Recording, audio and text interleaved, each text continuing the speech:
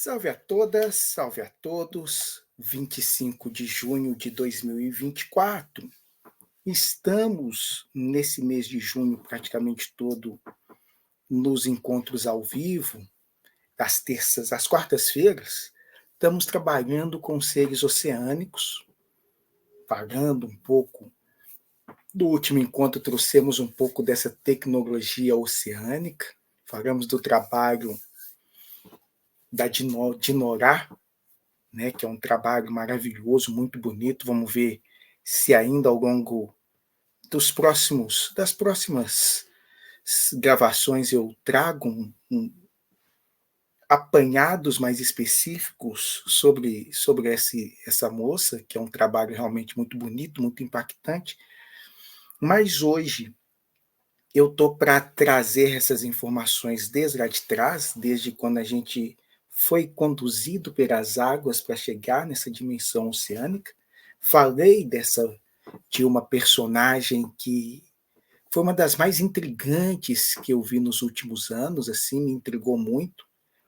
Uma menina de 10, 12 anos, e hoje ela já não é mais uma menina, hoje ela já é uma mulher, e esse hoje é uma outra temporalidade, um outro processo de formação, né? Nós nos encontramos em 2018, estamos em 2024, nos visitou no último encontro de quarta-feira, ela esteve lá presente, uma mulher feita,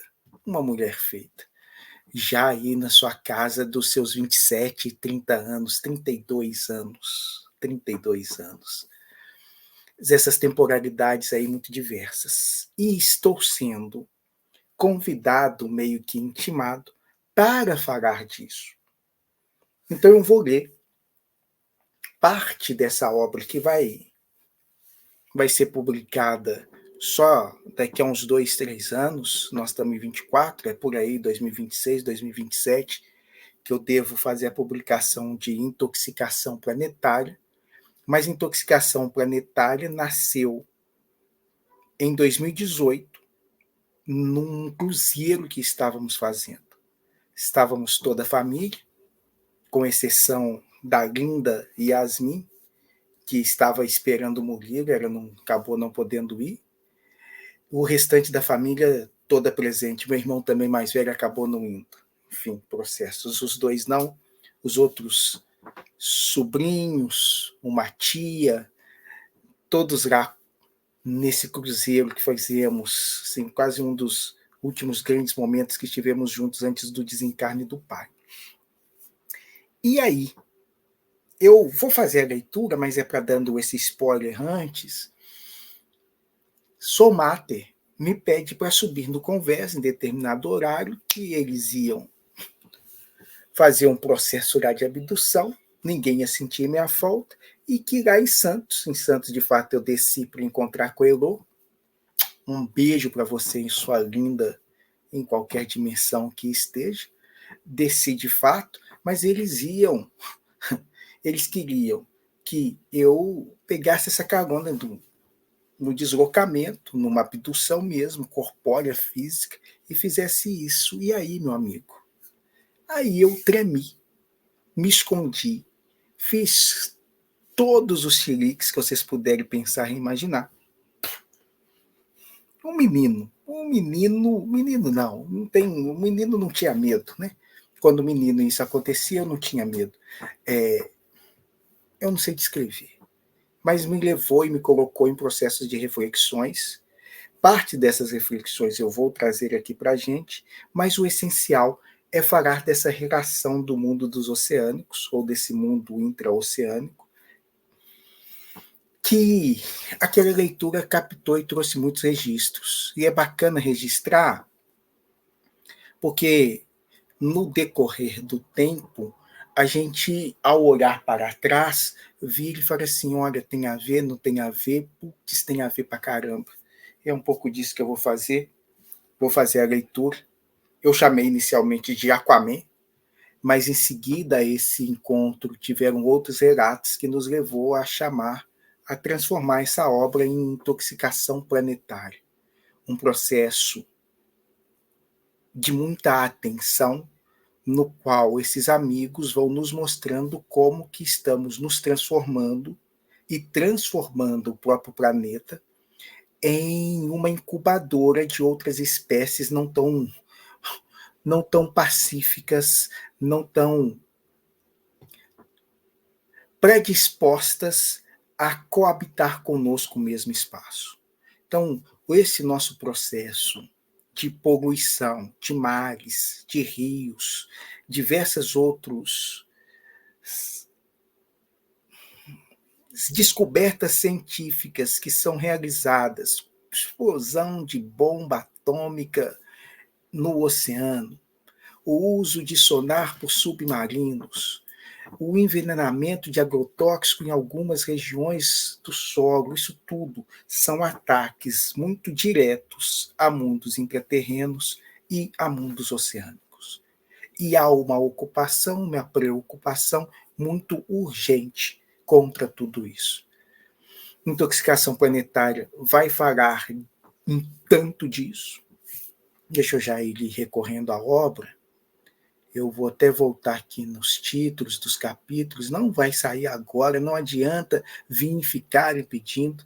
O que é isso? Intoxicação, a terra azul, genética, intoxicação alimentar, intoxicação planetária. São capítulos, são poucos capítulos, mas que vão discutindo a questão do eletromagnetismo, a questão das drogas, a questão das alimentações, a questão dessa intoxicação planetária no seu sentido maior e geral, nos transformando e transformando nossos corpos em incubadoras benevolentes de outras espécies não muito pacíficas. Mas deixe-me ler aqui, né, um pouco da obra, pelo menos parte da introdução, que vai dialogar com esses mundos oceânicos. Eu espero que faça algum sentido. A definição desse livro nasceu ontem, 24/1/2018, quando estávamos em alto mar e Somater me pediu para ir ao conversa. Temendo uma abdução física, me mantive na cabine até ser projetado para fora dela, como habitualmente acontece desde os meus 3 anos de idade, conforme detalharam. Sim, temi a abdução física, temi os meus contatos, a dúvida sobre quem de fato eles eram. Afinal, e se não fossem quem alegam ser? E se me abduzissem e não mais me trouxessem? E se me devolvesse apenas em Santos, dia depois, conforme parecia ser o plano? Todas essas coisas assim que eu estou racionalizando agora na hora da escrita e trouxe, foi seguida realmente de muita tensão, muito pavor, muito medo. Muitas perguntas, questionamentos, dúvidas que assinalaram minha desconfiança, meu despreparo, minha falta de fé, mas também o entendimento de que o corpo pode ficar sem alma, vazio, apenas a casca por semana, meses, anos. Eles acabaram me mostrando muitas vezes nas quais fui tirado do corpo, levado para outros lugares e continuei fisicamente onde estava, fazendo tudo como se estivesse presente e não estava. Fiquei muito curioso com isso, mas isso é assunto para um outro texto que se chamará Espelho. Não escrevi Espelho até hoje. Abri para muitas outras discussões que temos feito. Humanidades é uma decorrência dos desdobramentos dos espelhos, desses reflexos de muitos eus, de muitos nós, mais do que eus, de muitos nós, espalhados em diversas dimensões, espalhados em diversas temporalidades. O pessoal mais estudioso e que tem uma informação mais refinada do que a minha disse que isso tem uma corruptela relacionada aos fractais. Conversava com a querida Arina e, poxa vida, esqueci o nome do namorado dela. Um beijo para você, me perdoa o esquecimento. Que me contava um pouco dessas coisas, mas é uma roupagem, uma linguagem mais adiante da minha. Um pessoal que está trazendo coisas mais adiantadas, assim, tem contatos mais aclarados do que os meus, conceitos mais aclarados do que os meus. Eu estou ainda costurando um pouco disso, mas quando conversávamos em Santos, não em 2018, anos depois, eles me falaram desses fractais. Uma hora, quem sabe, consigo discutir isso próximo dessa linguagem. Prosseguindo no texto. Depois de muita manha da minha parte, quando virei para o lado, cobrindo a cabeça com a coberta, comecei a sentir o calafrio que acompanha esses momentos. Um friozinho na barriga delicioso, uma onda elétrica na coluna vertebral, um aquecimento no coração de quem está perto de realizar uma façanha agradável e esperada.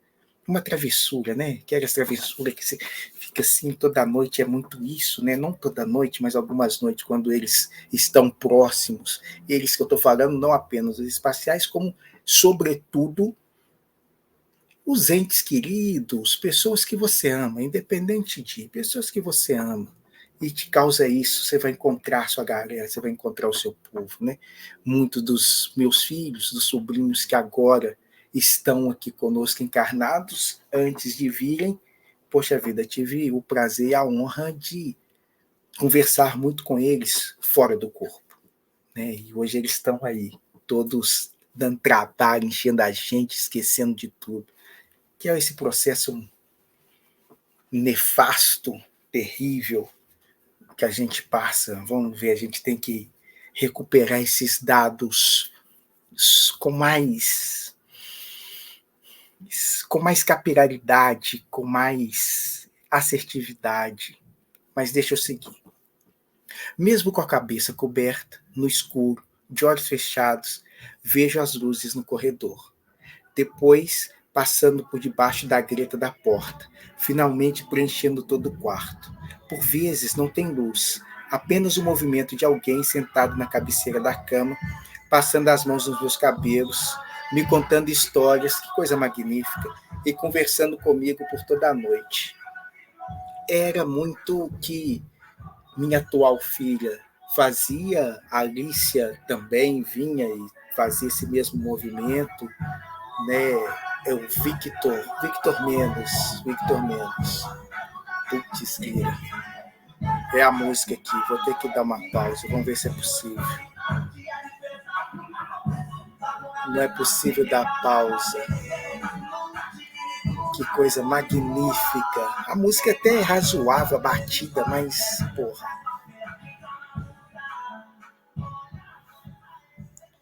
Passou. Ufa, que alívio. Deixa eu seguir. E naquela noite não foi diferente. Quando a luz passou pela porta, já estava lançado no convés do navio, olhando para o céu estrelado com uma nitidez e brilho que não temos quando estamos incorporados. Lá no convés, eles me falaram dos meus medos, dos meus preconceitos, e ficou claro para mim como o contato entre civilizações ainda está distante. Aqui não é o texto que eu vou escrever, depois, obviamente, eu vou ter que reescrever isso aqui para não parecer, para não dar essa conotação que eu acabei sentindo. Se até eu, um dos que comunica com eles desde a infância, ainda é assombrado pelas perspectivas de que extraterrestres são malvados, cruéis e fazem experimentos castradores em seres vivos, o que esperar do restante da população? O que esperar deles, se não o medo, o receio, o pavor? Buscava analisar isso. Buscava compreender o receio, o medo de ser ridicularizado, ao me colocar como porta-voz dessas e outras forças invisíveis, por vezes intangíveis, a milhares de pessoas, porém reais para mim. Coabitam a minha existência, até onde dou espaço para elas. Tem esses limites, tem essas marcações, as coisas, os fenômenos só acontecem até onde temos essa abertura, né? Fora isso, avança pouco. Psicografando essas mensagens, refletindo comigo mesmo, lendo outras mensagens, tomo como certo o fato de que em breve, num futuro não muito distante, nossos netos e os filhos dos nossos netos vão ler tudo isso como sendo um conhecimento rudimentar, primitivo, obtuso, Um conhecimento que se aproxima da fábula, dos mitos, e não creio que possa ser diferente. Afinal, como falar, descrever, narrar, explicar coisas cujas referências estão bem além do nosso entendimento, mas muito além. Como explicar, descrever, interpretar narrativas, imagens de plasmas, reatores de fusão, modelos de corpos holográficos e diversas outras coisas que estão à frente de nossa ciência, nossa tecnologia, nossa vã filosofia. Fazemos o melhor que podemos, mas esse melhor é aproximativo, é compreensivo, é uma modelagem metafórica e não a coisa mesma. A coisa mesma é quase uma impossibilidade, a não ser que venha pela experiência e ainda assim ela altera de pessoa para pessoa. Aqui é uma das minhas eternas buscas mesmo, que fico sempre nessa tentativa de ir retirando as camadas da cebola para aproximar um tanto quanto mais desse processo que eu vou chamar e descrever como um real que cada vez mais estou e fico convencido da não existência, não que não existe a factualidade, mas é que essa factualidade é dada a partir das nossas lentes, das nossas impressões, do nosso background mesmo, que somos capazes de colocar e absorver e ver o mundo. Sem isso, nós não vemos, não tem uma consciência pura, capaz de ver a coisa em si mesma. Somos, muito pelo contrário, um processo cultural, um processo cultural que nos forma, e esse nos forma mesmo as nossas lentes, como eu vejo o mundo. É a partir dessas lentes aqui. Este olhar sem lente é muito complexo, muito difícil. Não acredito que a gente chegue a ter, né? Pelo menos, né, não chegamos. A minha ilusão foi acreditar que, ao desdobrarmos, ao sairmos do corpo de forma consciente, estaríamos diante desse em si. E muito pelo contrário, de novo, quando a gente retorna, estará 3, 4 viajadores astrais, quando a gente retorna trazendo as informações, elas têm factualidade, mas elas orbitam, gravitam em distinção. Hoje está osso. Orbitam em distinção a como cada um de nós percebe essa realidade. Vou dar um salto, não vou dar não. Podemos falar disso hoje, porque as literaturas míticas falam de diversos relatos. Hoje, na Bíblia, as carruagens de fogo. Quando os cientistas se colocaram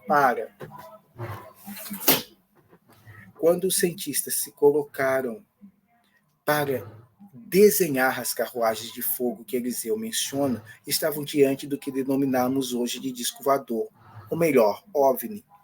Acredito que em breve esse termo será reputado vago e inapropriado. Denominaremos com mais precisão e faremos melhor uso e entendimento dos aparelhos de locomoção desses seres. Enfim.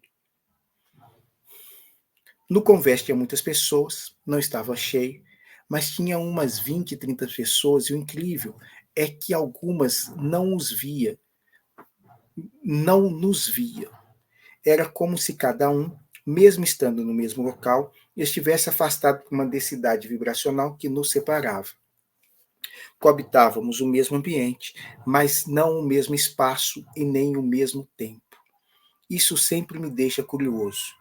Ficamos pouco tempo ali no convés e logo em seguida estávamos em um ambiente fechado, mais reservado, como uma sala de projeção na qual alguém esplanava sobre Osni, os objetos submarinos não identificados, mundos intraterrenos. Nesse recinto estavam umas 15, 16 pessoas humanas de outras nacionalidades, estados. Tinha uma menina loura, é essa formidável que quero falar. O nome dela, eu estou sem caneta aqui, eu tenho que escrever. Na época eu não pude. Na época me impactou demais. Na época tudo me impactou muito. Agora tem o nome dela. mas que eu não sei nem pronunciar. Nesse recinto tinha uma menina loura, olhos castanhos escuros, por volta dos 10, 12 anos, muito diferente. Não no corpo etérico, físico, não sei chamar, porque é como se ela estivesse lá fisicamente mesmo. Nós, embora não fosse visível, tínhamos o famoso cordão de prata em algum lugar. Ela não tinha. O cordão de prata, eu nunca vejo essa coisa nas pessoas, mas tem realmente algo que identifica, a pessoa está encarnada, essa pessoa está desencarnada, essa pessoa se localiza por algumas outras coisas. Não tinha isso não. Não sei se isso é possível. Fato que ela estava lá atenta, percebendo tudo, literalmente assimilando tudo. Ela era mais nova entre nós. Toda aquela energia, todo aquele conhecimento, ela absorvia pelos poros, ela sugava, absorvia o ambiente, o olhar dela revelava isso. O olhar é um farol, que era plenitude, complacente, é uma coisa muito bonita. Muito interessante, como estava dizendo, como todas essas pessoas humanas que por lá estavam, cada uma com as suas habilidades, suas características, era um grupo dos mais inusitados.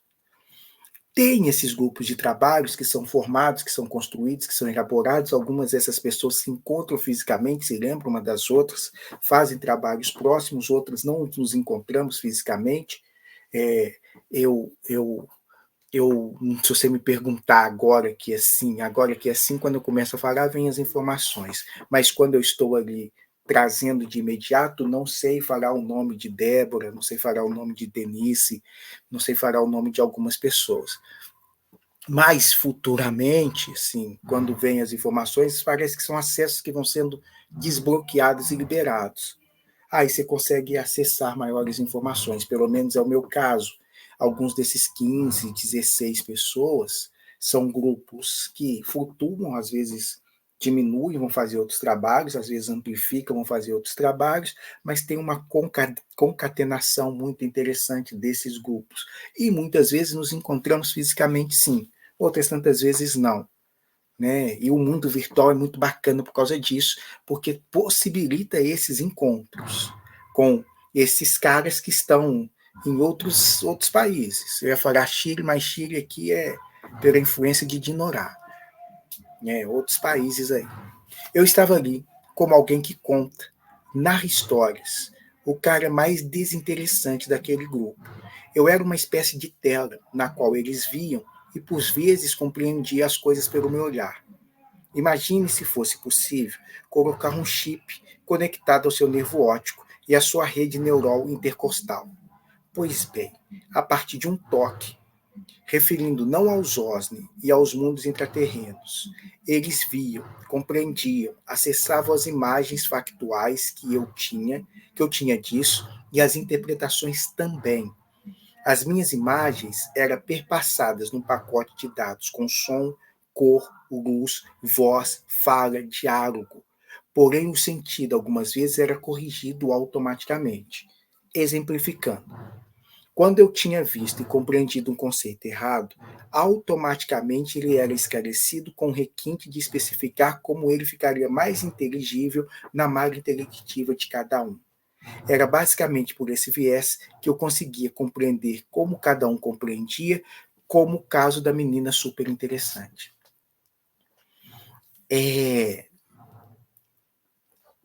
Eles nos munem, muitas vezes, de muitos aparatos tecnológicos para algumas imersões, algumas experimentações, algumas coisas que vamos realizar. Outras tantas vezes eles vão mesmo despertando em nós faculdades, habilidades nossas, né, que a gente vai aprendendo, aprimorando e despertando o conjunto. Trabalho mesmo de laboratório de experimentação. Aqui, a ideia para aproximar de uma visada mais tecnológica seria pensar como isso mesmo, uma realidade ampliada. Então, vamos supor que ali dentro daquele recinto tivessem sido colocado umidade desse aparato, como se isso aqui fosse um óculos 3D quadridimensional que conectava todas as outras pessoas em rede. E aí eu ia falar, ativando aqui, eu ia lembrar da vez que eu estive em Guarapari, ou da vez que eu estive em tal lugar. E imediatamente essa minha imagem mental era projetada nessa tela e observada por todos nós que estávamos em volta. Como a gente estava ali num processo, eu vou chamar de estudo, nós vamos chegar nessa parte, essa projeção que era feita quando eu incorria em algum erro conceitual, eu interpretava algo errado, vamos supor, estou chamando isso daqui de homem negro, não fiz essas coisas tão grosseiras não, tá? Mas dando um exemplo, vinha uma correção automática e falava assim, não, é um indígena da tribo Navarro. A tribo Navarro fazia toda uma descrição ali, um link autoexplicativo que fazia essa correção, acertava a rota e ia embora. Ao mesmo tempo que é feito isso dessa forma, a partir de factualidades, dessas imagens que estão sendo projetadas a partir das minhas lembranças, tem algumas correções, alterações que são feitas automaticamente para se adaptar ao melhor entendimento da pessoa que está vendo. Então, embora estejamos falando da mesma coisa, o índio navarro, esse índio navarro vai criando links de interseções, de possibilidades de compreensão para cada pessoa de uma maneira diversa e diferente. Não altera o índio navarro, mas cria especificidades que dão outros links, outras associações, outros desdobramentos, outros movimentos. Tudo isso acontecendo ao mesmo tempo. E o refluxo disso, muitas vezes, me chegando também, mas sem efeito. O refluxo chega para que a correção seja feita. Ó, o fulano não entendeu. É muito movimento que a gente faz mesmo enquanto professor na sala de aula. A gente não percebe como o cotidiano é altamente tecnológico. A gente só percebe a tecnologia do cotidiano quando o pessoal cria ferramentas. Isso é instrumentalização. Mas quando o meu querido amigo professor está na sala de aula, de frente a 40, 50 pessoas, de faixa etárias ali, do sexto ano, quinto ano, primeira série, segunda série, 7 anos, universidade, pós-graduação, não importa. Ele está transmitindo essa imagem mental, repassando essa imagem mental, e ali, ele, por um olhar, por um gesto, por um milésimo de segundo, ele consegue compreender que o outro não entendeu o que ele disse, e ele reformula, é praticamente disso que nós estamos falando. É uma habilidade que o professor mais inapto, mais inepto, ele adquire dentro da sala de aula. E isso a gente despreza ao infinito e compra esses objetos tecnológicos que realmente são fascinantes, mas não se compara minimamente a essa tecnologia do cotidiano que a gente maneja, por aí. Então essa explicação eu precisava fazer para retornar aqui.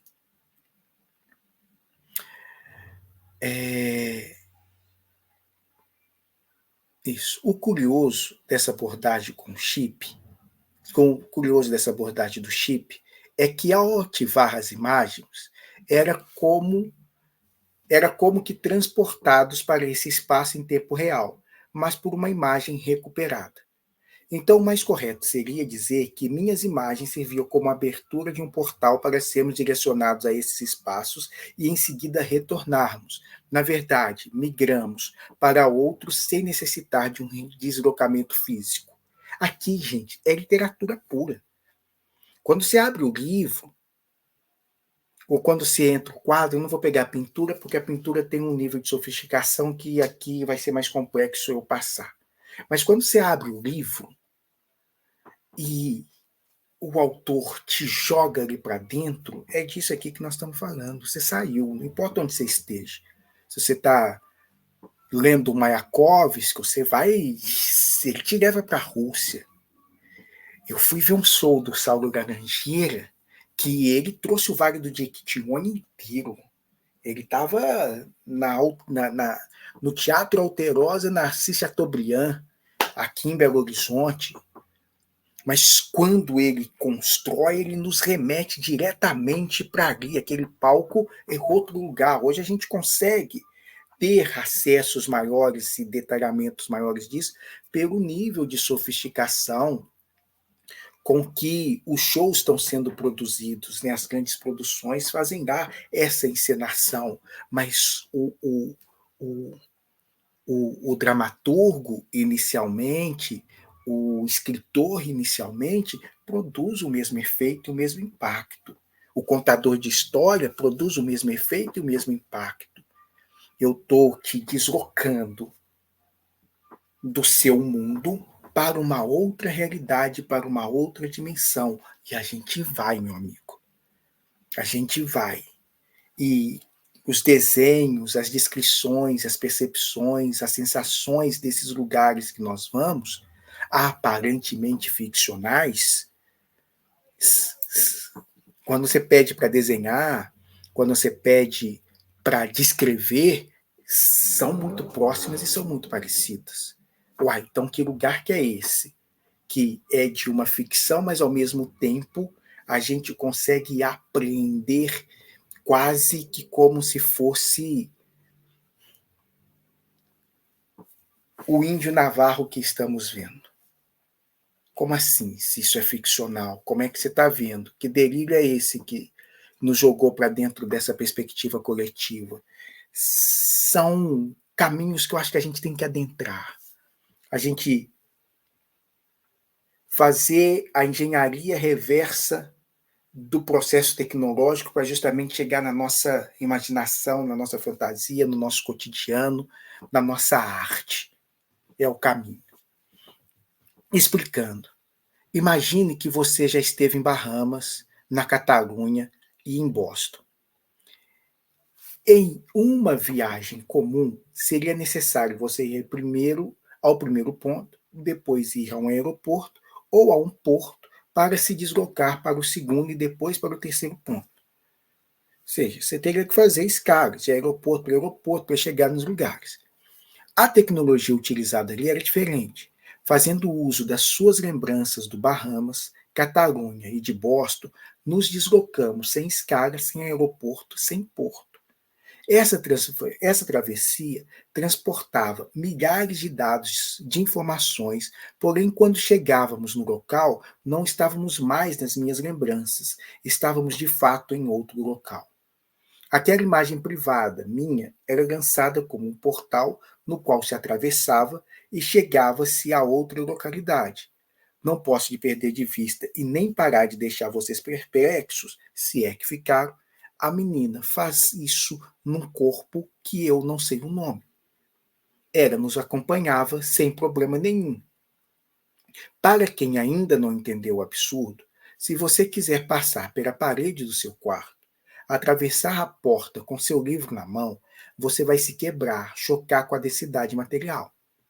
Quando você está dormindo, consciente ou não, projetado ou não, você atravessa paredes, passa por dentro de portas, atravessa janelas. A densidade material não afeta a etérica. Nessa mesma ordem de deslocamentos, você no sonho se imagina na sua casa da infância e em bilionésimo de segundos você está em sua casa atual. Você de repente está no mundo sutil e no outro instante você está dentro do seu quarto.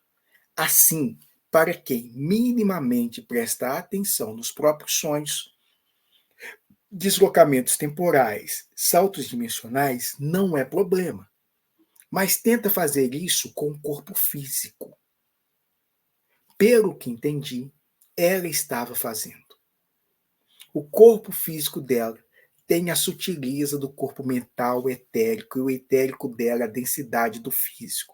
Ela atravessa paredes como se estivesse dormindo desdobrada, mas o corpo dela é sutil. Eu fiquei chocado. Eu ainda fico quando eu falo. É de uma plasticidade imensa, imensa, imensa. Porque, assim, os espaciais conseguem algo próximo, mas aí eles também estão em projeção como nós. Eu vi o Gasparzinho entrando no meu quarto e me chamando para visitar e subir ali para uma nave. Muito comum essas imagens assim de plasmação. Mas eles estão fazendo isso, o corpo físico deles está dentro da nave. E eles apenas criaram ali uma imagem mental que fizeram todo esse desdobramento. Tá. O corpo físico deles e a compreensão de leitura, então, com o corpo físico deles, naturalmente, eles já vêm em 3, 4 dimensões. Massa. Mas o corpo físico deles não atravessa a parede física nossa. Tem que mudar de densidade, tem que mudar de estado. Eles não saem atravessando parede sem fazer a mudança de densidade. Essa moça não fazia mudança de densidade. O corpo dela naturalmente fazia essas transposições. Era como se fosse um corpo onírico no mundo concreto. Bom, eu espero que esteja dando para entender. Eu acho que eu vou ter que interromper. Eu vou mais 4 minutos e aí eu faço um outro vídeo prosseguindo. Deixa eu ver aqui. Então, percorrendo o caminho que traçamos, foi primeiro o convés do cruzeiro. Depois um ambiente fechado que vou considerar como sendo de uma nave. De lá realizamos deslocamentos mentais para o fundo do mar e mundos intraterrenos. Mais à frente abordaremos com que intenção. Assim, cada uma dessas lembranças era acompanhadas das cidades onde tiveram os primeiros contatos anos atrás. Começando pelo Mar do Espírito Santo, acho que Guarapari, onde à noite, lá nos idos dos anos de 1998, em estado astral, fui mergulhando para dentro do mar. Vou começar a falar de Guarapari, então vou dar um encerramento aqui para falar, prosear um pouco dessa, eu vou chamar mesmo da primeira experiência consciente, estando em loco, de entrar num mundo oceânico. E foi ali, por Guarapari, que eu já tinha ido na minha infância lá atrás, mas com um mar muito diferente. Teve, se não me engano, até vazamento de petróleo. À época, o mar estava muito sujo, o mar também estava muito revolto, né? Guarapari. E depois dessa vez, de 98, eu não voltei mais lá no Espírito Santo. Mas encerro aqui.